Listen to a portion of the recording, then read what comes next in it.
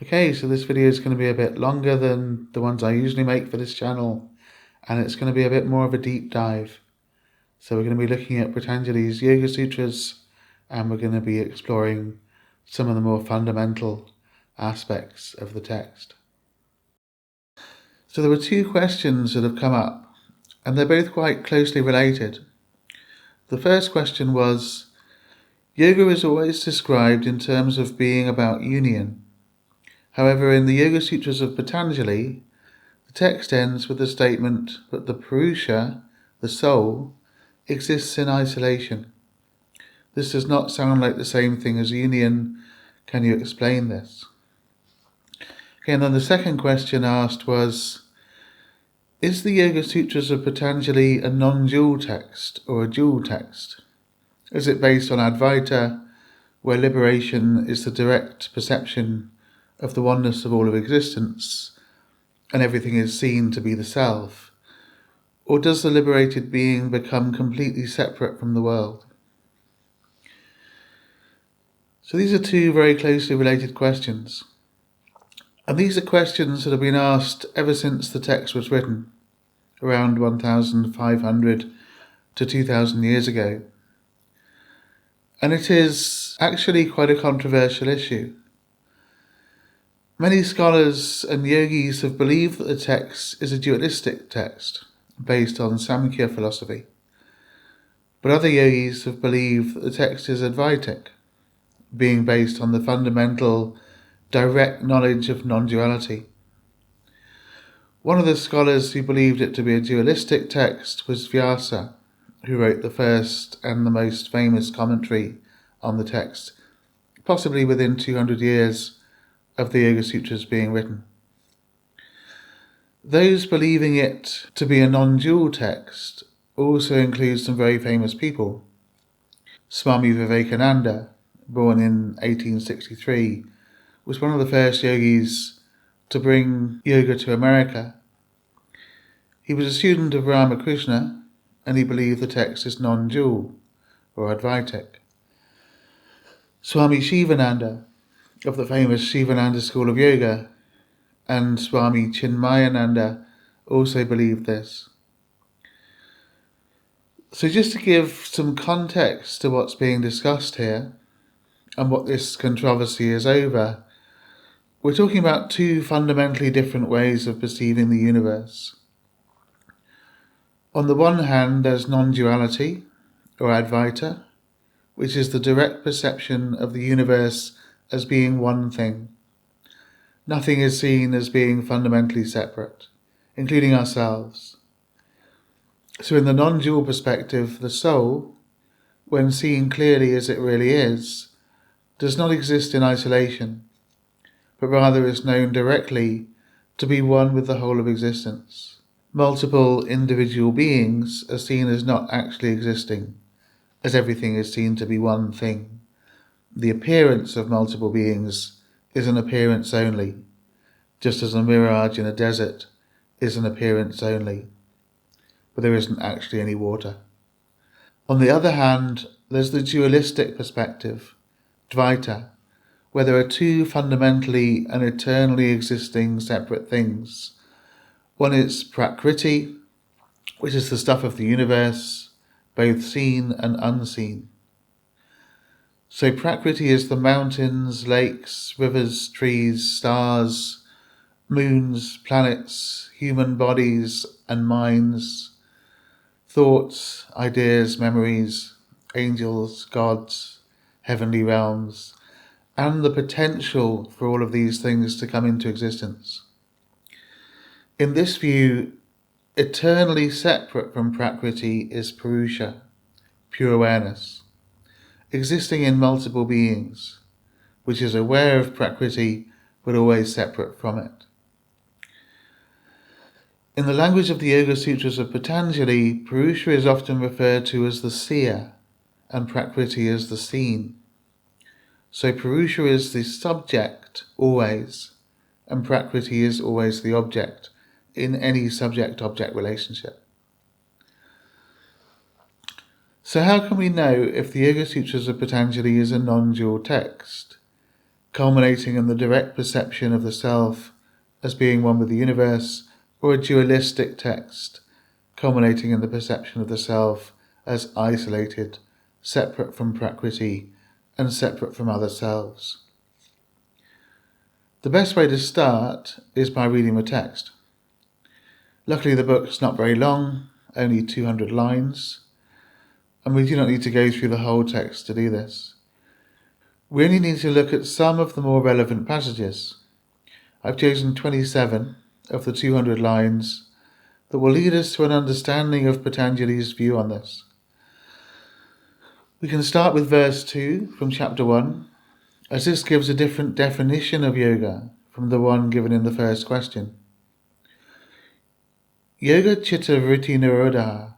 Yoga is the state in which the cyclical nature of the mind and emotional centre, chitta, have become still. So this is already different from the translation of yoga that we're used to, and which was the one that the first questioner used, that of union. Here, yoga is defined as a state of stillness. Then in the next verse we have, then the one who is aware, drashti, abides in their own nature. This one who is aware is the seer, the purusha, so no mention yet of Prakriti, or the seen.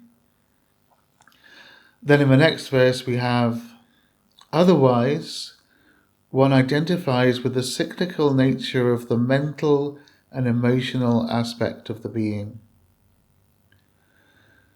So right at the start of the text we see this fundamental issue revolving around identification. That when the mind has become still, we abide in our true nature, but when it is not, we identify with the fluctuations of the mind, or vritti in Sanskrit. These fluctuations of the mind are an aspect of Prakriti, the seen. So jumping ahead to verse 1.12, we have, that cyclical process of the mind is quelled through both practice and through abiding in a state that is untouched by the colouring process of the mind, vairagya.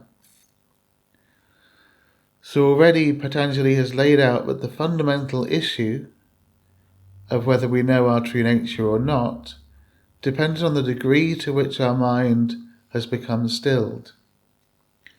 And that in turn depends on spiritual practices.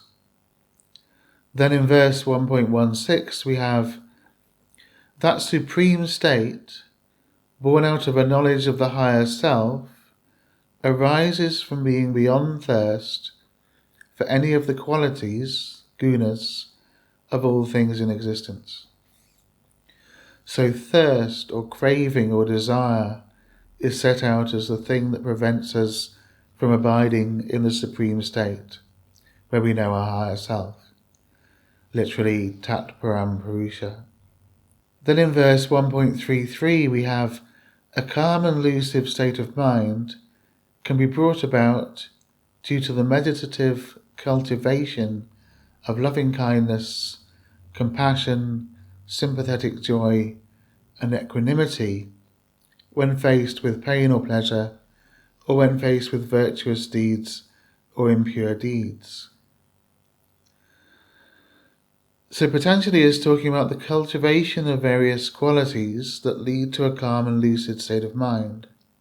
And in the following few verses he talks about more spiritual practices that can be engaged with, such as verse 1.37, or the mind can take as an object of meditation that which is free of attachment, raga.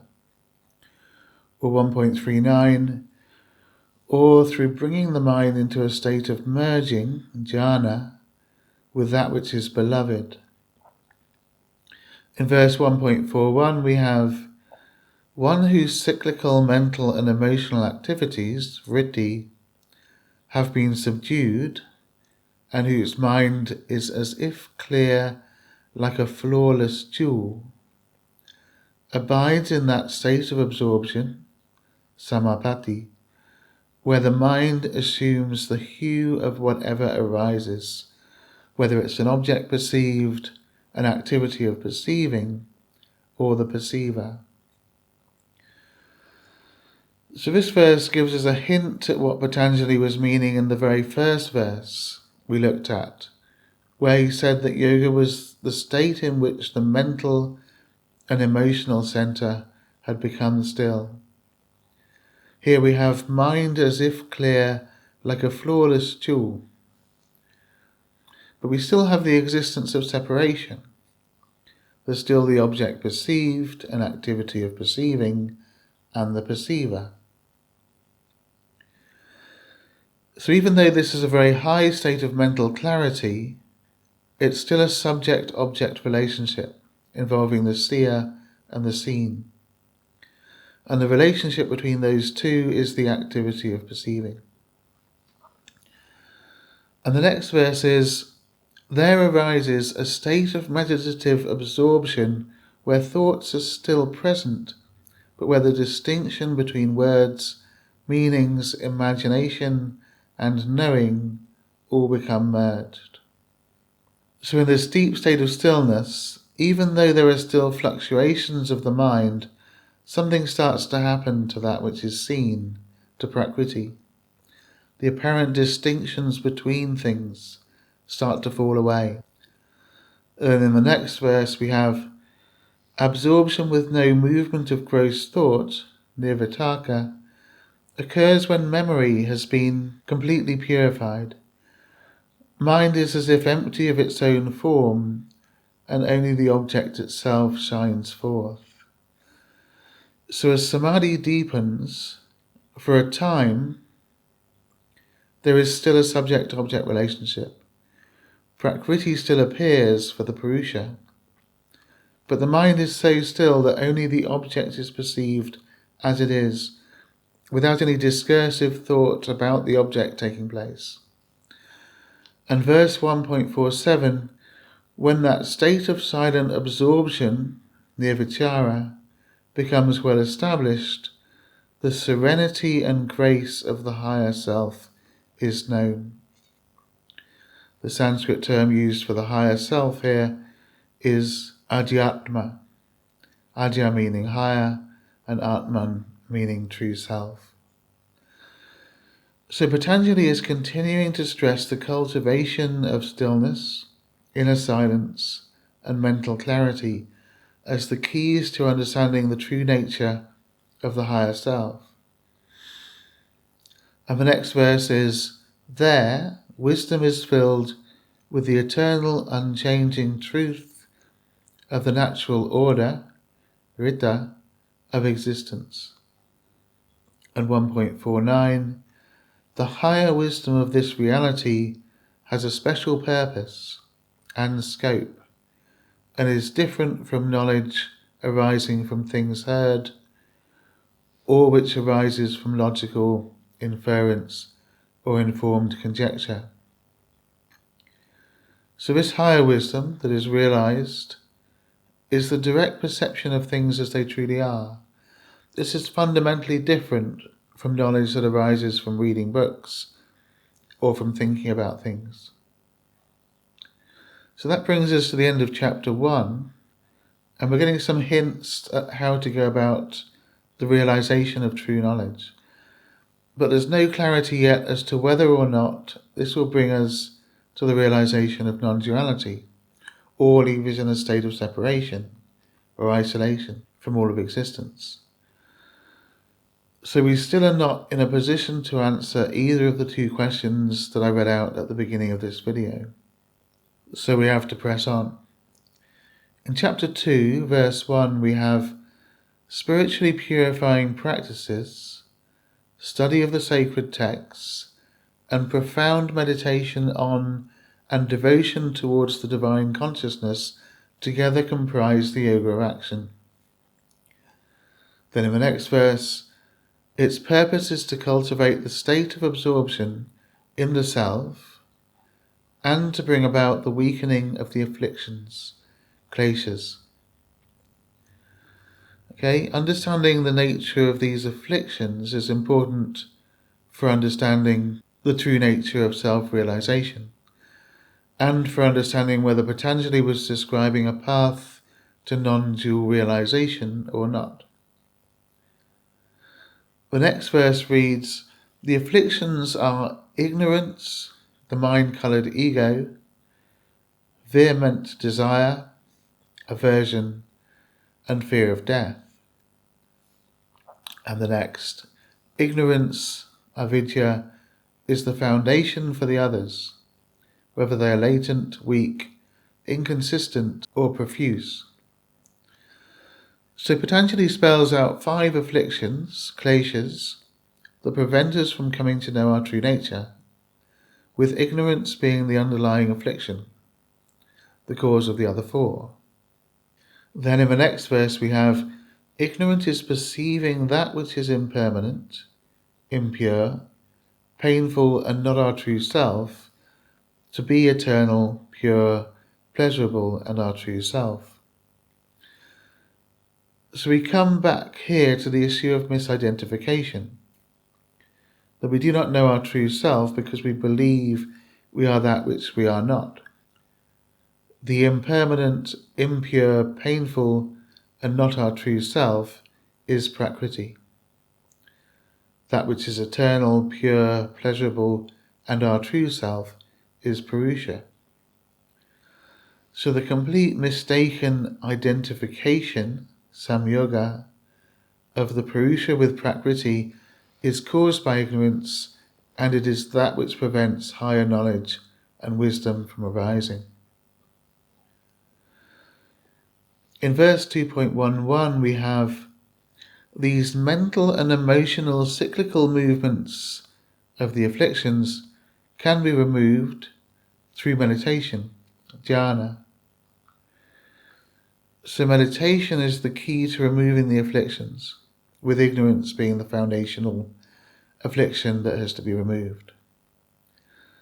Then in verse 2.15 we find, "For those who discern, indeed all is seen as suffering, because of the fleeting nature of change, pain, deep-rooted mental and emotional tendencies, and the fact that the activity of the forces of existence, gunas, are in conflict with each other." So here, Patanjali is saying that those who identify with what they are not, with Prakriti, with that which changes, and who still harbour deep-rooted mental and emotional tendencies, will suffer because of the nature of these things. This closely reflects the first of the 4 Noble Truths that the Buddha taught, that existence marked by craving or attachment is subject to suffering. In the last part of the sutra, 2.15, Patanjali is saying that for someone in this state, the 3 gunas, or forces of existence, will be in conflict with each other.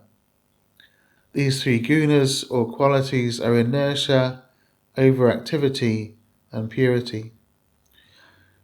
Patanjali then goes on to say something quite extraordinary. Earlier he stated that the misidentification of the Purusha with Prakriti was the cause of not realizing the true nature of the self. That if we think we are the objects of our awareness, then we will be ignorant of our own true nature. But he now goes on to say that it is also the cause of liberation, as it is suffering that causes people to embark on the spiritual path and which ultimately leads them to realization. So in verse 2.17 we have, "The cause of that which can be overcome, suffering and the afflictions bringing it about, is the tendency to identify the seer with that which is seen." And the next line reads, "That which is seen has the qualities of being illuminated, sattvic, active, rajasic, and inert, tamasic. Its nature is of the elements and the senses, and its purpose, when we are taking it to be our essential nature, is of experience and ultimate liberation. So the three gunas, the qualities of existence, which are both out of balance and which cause suffering for the person who is falsely identifying themselves with Prakriti, actually have the purpose of producing experiences and of ultimately leading that same person to self-realization and liberation. The Sanskrit word used here for liberation is apavaga, which literally means completion. In verse 2.21 we have, indeed the seen, perceivable existence exists only for the purpose of the higher self, Atman. So this is saying the same thing again. The seen, or Prakriti, which is always perceived as the other in any subject-object relationship, exists only for the purpose of the higher self. So this is literally saying that trees, mountains, rivers, lakes, stars, planets, cars, animals, ideas, thoughts, memories, and feelings all only exist for the purpose of the Purusha, or the higher self, in order to lead that self to completion.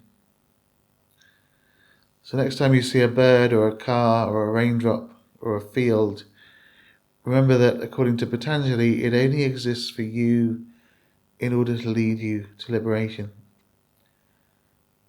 and for other selves that perceive Prakriti in order to lead them to liberation. If you're feeling by this stage that this is a bit of an Alice in Wonderland rabbit hole, then you're right. And it's just about to get even stranger. So then in the next verse we have, even though it, perceivable existence, disappears for one whose purpose is accomplished, it does not disappear for others who hold it in common. Okay, I'll read that again. Even though it, perceivable existence, disappears for one whose purpose is accomplished, it does not disappear for others who hold it in common. So here we have the key verse which tells us that the Yoga Sutras of Patanjali is a non-dual text. Once someone's purpose is accomplished, Prakriti disappears, leaving Purusha only.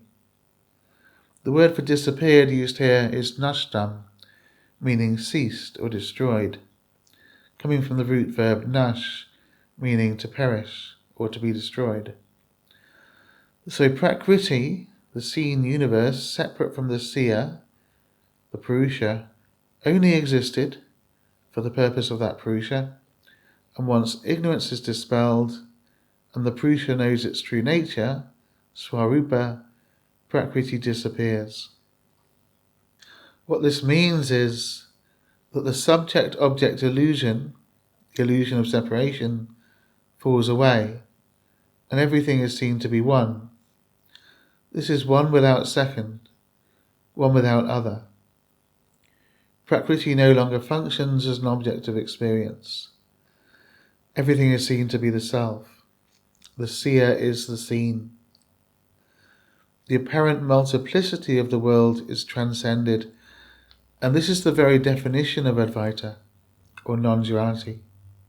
What is it like for this to happen? It's like heaven on earth. It's bliss, rapture, nirvana, liberation, and the highest goal. All the seeds of suffering are removed without leaving any trace, and everything is known to be the self only. Now the second part of the sentence, in verse 2.22, says that perceivable existence, or Prakriti, does not disappear for others who hold it in common. So those who have not yet removed ignorance, and who still have the kleshas, the obstacles operating, and the gunas still in conflict with each other, will still perceive Prakriti. They will still be living in an apparent subject-object relationship, believing that the universe is separate from who they are. However, this prakriti will only be perceived by them for as long as they remain in ignorance. If all beings eliminate ignorance, then prakriti is not perceived by any being. This is the important point because it means that for Patanjali, prakriti did not have absolute ontological existence. Its existence, or apparent existence, is contingent on the existence of ignorance. No ignorance, no kleshas, no gunas in conflict with each other, and no gunas in conflict with each other, no prakriti. Does this mean that if ignorance was conquered completely, that prakriti would never be perceived again, as its existence is contingent on ignorance? Not necessarily, as ignorance could always arise again. This is similar to perceiving a mirage in the desert. Imagine that 10 people are all crossing a desert and all see a mirage at the same time. They all believe there is water there, even though it's just the air moving over the hot sand.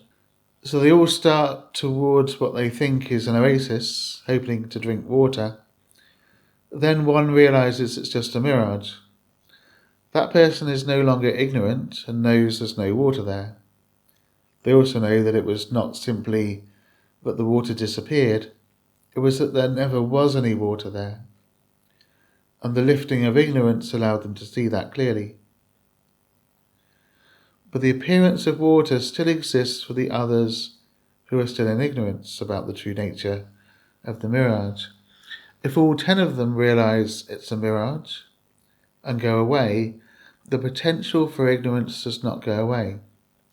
Someone else could come along 100 years later and see the same thing and believe they're seeing water. So the potential for the arising of ignorance is still there in an unmanifest state. So then, if the appearance of prakriti can always arise again because of the potential for ignorance to arise again, does that mean that prakriti exists eternally? Yes, in a sense, but remember that it only exists for specific purushas, to serve a specific purpose for that purusha for a specific time, and its appearance is only apparent anyway, as it disappears once ignorance disappears. So prakriti is an appearance only and is temporary and not real in an absolute sense. And this is in line with the teachings of Advaita Vedanta, that prakriti is not an independent, eternal principle. And Patanjali does not say anywhere in his Yoga Sutras that prakriti is an independent, eternal principle. So where does this idea of the purusha existing in isolation come from? This is based partly on a fundamental misunderstanding of this verse, 2.22, where some translators and commentators thought that if prakriti disappeared, then that would leave the purusha existing on their own, unable to see or hear or feel anything, simply completely isolated from the things of the world. It was misunderstood to mean no longer able to perceive, rather than understanding that it is simply a transcendence of the subject-object relationship and an abiding in the unity of all existence. And of course we know that people who practice yoga do not end up deaf, blind, and unable to feel anything. So that interpretation of the text would not be meaningful. Another misunderstanding here is that Patanjali was saying that the spiritual practitioner dies and exists forevermore in a void-like state, unaware of anything. But again, we know that people who practice yoga do not simply die when they attain self-realization. They continue to live and to teach in the world. If that was not the case, there would be no enlightened masters serving humanity. So again, that would make no sense. Some people have said that Patanjali was a believer in Samkhya philosophy, and that philosophy teaches that when prakriti disappears for a purusha that has fulfilled their purpose, that they automatically die. But this is also not the case. Samkhya does hold that even when ignorance has been dispelled and Prakriti disappears for a particular Purusha, life continues and the body persists due to past karma. It's a special kind of karma called prarabdha karma, which is the type of karma set to manifest in this lifetime. Another reason that people have thought that Patanjali was saying that the Purusha exists in a state of isolation after it has realized the true nature of the self is due to a mistranslation of the word kaivalya, which appears later in the text. Kaivalya comes from the word kevala, meaning only one, and it can mean isolation in some contexts, but in this text it means unity, or absoluteness, or aloneness. Aloneness in the sense of alone without a second. This is the same usage of the term as is found in the Kaivalya Upanishad, which was a text composed around the 5th century CE. If we use this translation of Kaivalya, then the final verse in the text is, "Thus, as a result of the qualities of nature becoming empty of any purpose, is born the state of absoluteness, Kaivalya, in which one is established in one's own nature, Swarupa, or the power of consciousness, Chit Shakti." So, no isolation for the Purusha, but rather unity, absoluteness, or oneness with all of existence. So, is the Yoga Sutras of Patanjali a non-dual text? Yes, absolutely. And it is a guide text for the realization of non-duality, leading the reader step by step through the journey in a very clear way. Does it borrow heavily from Samkhya philosophy? Yes. Does it borrow heavily from the Upanishads, with concepts such as Ishvara? Yes. Does it borrow ideas from the teachings of the Buddha? I would say yes, especially in terms of detailed descriptions of various samadhi states. Is it dualistic? I would say the dualism mentioned is apparent dualism only, which evaporates upon liberation. So no, not in any fundamental sense. One question that I think is important here is the question of, do we need to practice yoga in order to be able to understand texts like the Yoga Sutras of Patanjali? And I would say yes, definitely. If we don't, how else would someone know what to do with a statement such as Prakriti disappears? Without having a strong, long-established practice, that verse could be interpreted in many different ways. So it's only if we actually engage in the practices described in the text, meditation, pranayama, and samyama, that we can understand what Patanjali is saying. Just to finish, I often get asked to suggest a translation and commentary of the Yoga Sutras of Patanjali. I would recommend the translation and commentary by Sri Swami Satchitananda. I'll put a link below to that book. I also have it on good faith from a fellow AYP teacher that the translation by Thomas E. Jeans is very good, although I've not read that one. So I hope that helps to shed some light on a 1,500-year-old controversy, or a 2,000-year-old controversy, depending on how old the Yoga Sutras are. If you haven't read the text, I would really recommend it. It's an amazing piece of work.